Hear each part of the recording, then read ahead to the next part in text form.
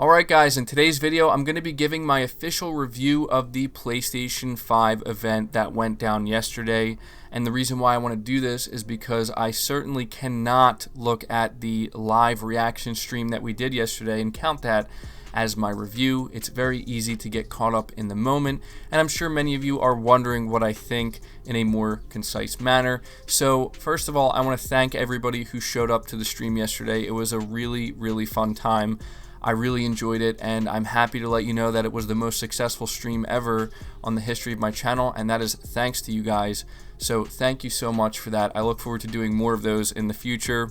But today I want to let you know exactly what I thought about some of the games revealed, the highlights of the show, and whether or not it met my personal expectations. But I also want to try to get you guys involved, and so I'm going to be referring to a poll that I put out on my channel about 16 hours ago at the time of this recording, where I asked you guys what you thought of the event. So this is what we're going to be going over in today's video. If you could do me a big favor before we go any further, make sure you hit the like button if you think you're going to enjoy it or to show your support, and make sure you hit the subscribe button as well so you don't miss any future PlayStation related content here on the channel.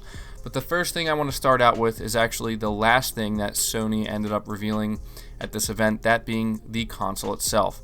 First and foremost, the way it looks. It wasn't all that surprising, but what was surprising to me is how futuristic it actually looks. And that's actually the thing I like most about it, because it still has this look to it where you can see it's still a traditional looking console mostly, but it also has this futuristic aesthetic to it that I think really lends itself really well to the overall marketing of the PlayStation 5. If you think about the way Sony's been talking about it, they're basically saying this is the future of gaming. And I think when you look at the PlayStation 5, not only does it stand out on its own and differentiate itself from the PlayStation 4 very clearly, also from the competition with Xbox, but it does have this overall futuristic look to it where it doesn't look too futuristic. It looks appropriate, and I was just really excited to actually be able to see the console, and as a content creator, I can let you know that I am very much excited to be able to use it in my thumbnails now, and I no longer have to use the fan-made renders. Not that there's anything wrong with them, but it's just nice to finally be able to do that. And so overall, I do like the look of the console. I have to say, I was very surprised to see that Sony actually decided to announce two consoles, that being the digital version of the PlayStation 5. I know that there are some people who are thinking that, well, you were definitely not a fan of the Xbox One S all-digital edition model, so you certainly can't be a fan of the PlayStation 5 all-digital edition model. And while I admit that it's not my preference, it's certainly not going to be the one I end up buying. I still very much enjoy physical media, and I support it, and so I will be getting the disc version. I have to say that I understand why Sony is doing this, and I do understand at this point why Microsoft will most likely be doing the same thing with their Lockhart model. Not only is it going to allow them to sell it at a cheaper price point, which is obviously a big advantage for them. By removing that disk drive, they could probably sell it for $50 less. But it's just overall nice to have options. For those wondering why I was so hard on Microsoft when they were doing it with the Xbox One S model, it was because they were making me nervous, thinking, you know, and we were hearing reports as well that they were considering not putting a disk drive in their next generation Xbox at all. And to me, that just sounded like a huge mistake, and to me, that's just not good as somebody who still appreciates physical media. So overall, I like the look of the console. I'm going to be buying one, obviously. When I do, I plan to buy the one with the disc drive, and a lot of people were asking me my thoughts on how much I expect this console to be. I think that the PlayStation 5 model with the disc drive is going to be $500, and I think there's a pretty good chance that we could see the discless version of the console end up being sold at $450. That would make the most sense to me, and I think it would be a smart move as well, but we're going to have to see. I have seen some people saying they expect the PS5 to be more expensive. I do not expect the PS5 to be more than $500. I just don't think that's very likely. So moving on from that, we're going to talk about some of the games. I'm not going to be going over every single game. I really just kind of want to focus on some of the bigger announcements and also the games that I was really excited personally to see and the ones that got me most excited to, go buy a PlayStation 5. But we will try to keep it in order of when they were revealed. So Spider-Man Miles Morales. Now, this was obviously one of the biggest announcements at the show. Definitely very exciting. And there seems to be, or at least there has been, a little bit of confusion surrounding this. But since then, Insomniac has confirmed that this is a standalone title. It seems very likely it is going to be exclusive to the PlayStation 5 because they did emphasize it is on the new engine. And because it's standalone, that's another reason why it's most likely not going to be cross-gen. I fully suspect it will be exclusive to the PS5. In fact, I'm going to be honest, I don't think anything we saw here that is exclusive to the PS5 coming from Sony's first party is going to make its way to the PS4. I think they made that pretty clear. I think this is awesome. It's a standalone game that focuses on Miles Morales. It is not a direct sequel. It's not a full-blown sequel, but it is kind of a continuation. And so that is the most surprising thing about this, in my opinion, is the fact that it is going to be coming out holiday 2020, presumably alongside the launch of the PlayStation 5. And I suspect it will be about $40. I think it's going to be very much like Uncharted Lost Legacy. So I think if you're trying to gauge in your mind what you can expect in terms of how big it's going to be, how much content it's going to offer, and how much it's going to be, you could probably look at Uncharted Lost Legacy to get a good idea in your head. I don't see it being $60, but I do think it will be a really, really great game at launch for the PS5. Very much excited about that. We also have Gran Turismo 7. This was, I think, kind of expected to be there. And while I've never been a big fan of Gran Turismo, I've never really played it, I am willing to give it a chance on the PlayStation 5 when it does drop. I was very impressed with how good it looked. It does look like it's pretty fun. It's definitely a racing simulator. So I enjoy the Forza Horizon series. I think this is going to be very different from that, but I'm, again, very much interested in giving it a shot and trying it for myself. So it was really nice to see that there. And then we have Ratchet and Clank Rift Apart. This one was awesome to see as well, and what was most surprising to me about this is how this game, more than anything else we saw on display at this event, seemingly showed off exactly what not exactly, but a good idea of what is possible on the PlayStation 5 with these exclusive games. You guys know we've been talking on the channel for quite some time now about how developers are talking about how Sony's first-party studios are going to be able to do some really special things with their games with this SSD and I/O throughput.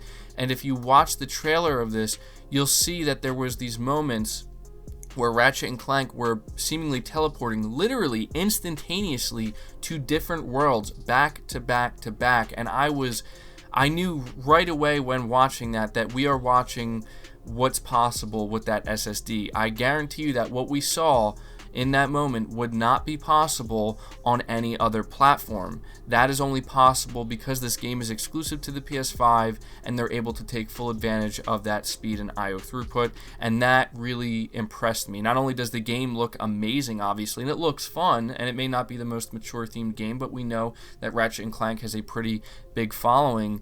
I have to say that I was very impressed by what I saw there of Ratchet and Clank. So yeah, definitely had to take some time to talk about that. I suspect that that will probably be a launch title, or it will release very close to the launch of the PS5. So I'm looking forward to that. Again, all the games I'm mentioning right now are not cross-gen as far as I know. They're coming from Sony's first party, so expect them to be PS5 exclusives. Project Athia, this was announced by Square Enix. And as of right now, it looks like it's going to come exclusively to the PlayStation 5. However, I think this will be either a timed exclusive, if not a timed exclusive. It looks like they're planning on releasing it on PC at some point, but they're going to take advantage to some extent of the PS5, and it looked pretty cool. It looked very next gen. You could tell by just looking at it, even on a 1080p stream. And I have to let you guys know, I did go back and watch all of this stuff, or at least most of the content, in 4K, and man, it makes a huge difference. Another one I'm very interested in is Returnal. Now, I don't see a lot of people talking about this. It's coming from Housemarque, and that's why I'm so interested in this, is because Housemarque are the guys who made games like Resogun and Dead Nation and stuff like that, and they're not known for like bigger AAA projects, and this seems to be their first ever AAA project, and it will be a PlayStation 5 exclusive. It does not seem like it's a timed exclusive. It doesn't look like it's cross-gen. It looks like it's a full-blown PS5 exclusive, and it looks really interesting. It looks like it's a game that I don't know if it's going to be as AAA as maybe we're expecting, but it definitely looks bigger than anything Housemarque has ever attempted before. It says here it is a new franchise and it's developed by Housemarque. Returnal features a crash landing on an alien planet where the protagonist keeps reliving the same events, including her death, over and over again. The planet, however, changes every time she dies. So that sounds really interesting to me, and I like it. It's a new IP. That's another thing I have to focus on here, is that there were new IPs shown off here that will be exclusive to PS5, which is a big deal because we were all looking for that. We also got Sackboy: A Big Adventure. This is obviously not something I'm super excited for, but I know that there's a lot of people out there who love the Little Big Planet games and are really happy to see Sackboy return. It says, developed by Sumo Digital, Sackboy: A Big Adventure is the latest game in the Little Big Planet franchise. It features action-oriented gameplay and 3D platforming rather than 2D from the first 3 games. So that's interesting. We also have, I'm looking at the list here, I'm trying to look at the ones that really caught my eye, to talk about Godfall for just a moment here. It was nice to see more of Godfall. It's not a game I'm like super hyped for, but it does look like a game that will be there at the launch of the PS5. One of the few multiplayer games, it seems here, where you're going to be able to play cooperatively with friends, which is one reason why I am excited about it. And it did look pretty good to me. I know that there's some people who are like, oh, it looks generic and whatever, but I don't know. The gameplay I saw of it looked pretty good, so it's confirmed that it's coming holiday 2020. I suspect it will launch alongside the PS5, so I enjoyed that. There's Astro Playroom. Apparently Astro's Playroom is going to be available. It's going to be like pre-installed on all PS5s to kind of showcase the capability of the DualSense controller, which is pretty awesome. So that's pretty neat. That's being developed by Japan Studio. And another big one, guys, I have to tell you, like, this one, I really cannot wait to learn more about this. I am extremely excited for it, is the Demon's Souls remake. And it looks incredible in my opinion. I was very much hyped when I saw it. The only thing that disappointed me is I was hoping we would see more of it, or at the very least get a release window. Whether or not we can expect this to be at the launch of the PlayStation 5, I don't know. But something tells me that pretty much everything we saw during this event will launch within the first 6 to 8 months, possibly 12 months of the PlayStation 5 being out. That's one thing I noticed with this event, is Sony was sure not to show anything that's too far out there. So Demon's Souls was a huge one for me. Obviously, it's a remake from the PS3 exclusive, and it really looks like Blue Point Games, they're going all out for this remake, and I absolutely cannot wait for this one. This was easily one of the most exciting games revealed at this event for me. And then we saw Resident Evil Village, which is a third-party game. That was cool. I think it does look interesting. I think it definitely looks darker than previous games. It looks very similar to Resident Evil 7 in many ways. So I'm definitely interested in that. That sounds like it's going to be a cross-gen third-party game that's coming out sometime in 2021. And then we have the big one. Okay, and this one was absolutely massive. Horizon Forbidden West, aka a sequel to Horizon Zero Dawn. It says the sequel to Horizon Zero Dawn Forbidden West was finally shown during the show, with protagonist Aloy narrating a trailer that featured impressive environments and fauna. A plague appears to be causing local wildlife to die off, and she must race to discover what is causing it before it's too late. She will be able to explore underwater and discover secrets beneath the surface. Now, guys, I don't know if you've went back and watched this trailer in 4K, but one thing I was expressing in my live stream that still holds true is just how jaw-droppingly gorgeous this game actually looked. I genuinely still, I don't know if I can believe that what I'm seeing in that trailer is actually what we're going to see when we play this game. It looks too good. It is easily the best looking game I've ever seen, if that's actually what we can expect to see. Something tells me it might be. This is something that we saw with the first game, where people were telling me that when people saw Horizon Zero Dawn for the first time, they thought the same thing, that there's no way the game is going to look this good when we get it in our hands, and it actually did. And so it looks absolutely stunning. I honestly am almost speechless. That's how good the game looks. And obviously this is a game we are all most of us anyway, are incredibly excited about.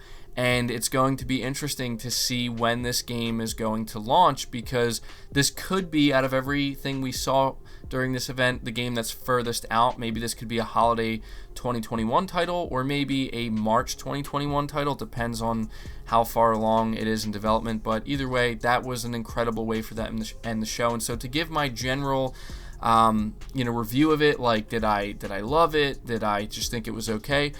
I loved it. In fact, I put 4 ratings here on my channel for you guys to vote for. I said, how did you like the PS5 event today? Did you think it was amazing? Did you think it was good? Did you think it was okay? Or did you think it was bad? Now, if I had to give my personal rating, I thought it was amazing. I know that there was a lot of smaller titles, indie titles, and maybe in the middle of the show there was a little bit of a lull. And I know that, people are like, they just expect the entire event to be a massive reveal after massive reveal, but I honestly thought that the show was paced pretty perfectly. It started off really strong with really big games, then they allowed the middle of the show to kind of showcase smaller titles, and I think it's great that Sony is giving indie developers and these smaller games the time of day, especially during as big of an event as this. You got to give them credit for that. And so, you look at the way they ended the show as well. They ended it like as in the biggest possible way.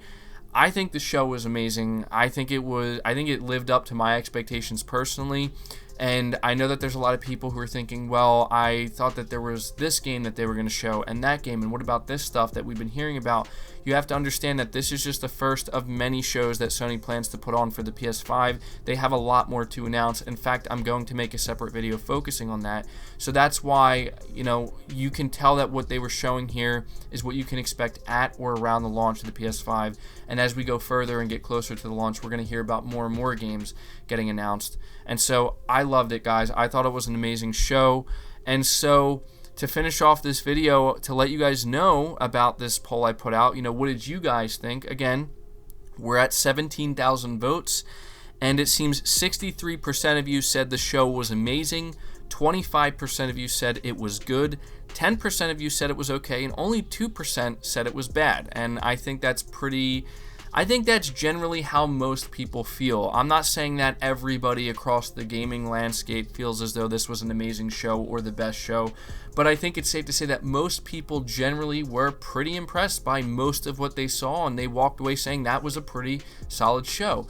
In my case, because I saw a lot here that I'm really excited for, that's why I can say it's amazing. I'm not saying it's amazing or one of the best shows I ever saw just because it's PlayStation. No, I mean, when I look, Spider-Man Miles Morales, yes, day one for that. Gran Turismo looked really awesome. Ratchet and Clank Rift Apart, I was very impressed by what I saw there, and I'll probably be there day one to play it. Returnal looks good.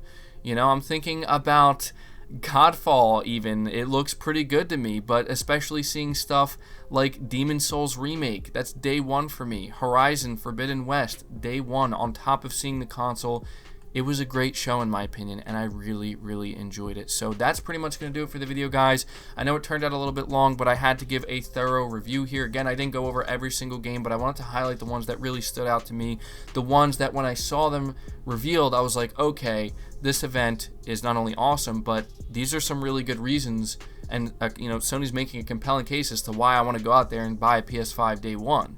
So yeah, at this point I'm going to leave it to you guys. Let me know your thoughts about this down in the comments below. Let me know what you thought of this event, and let me know what you thought about what I think about the event. And again, be sure to leave the video a like if you did enjoy it. Really helps it out. Subscribe to the channel if you're new and haven't already. Hit the bell notification icon so you never miss an upload, and feel free to share this video out on top of all that. But until next time, guys, take care.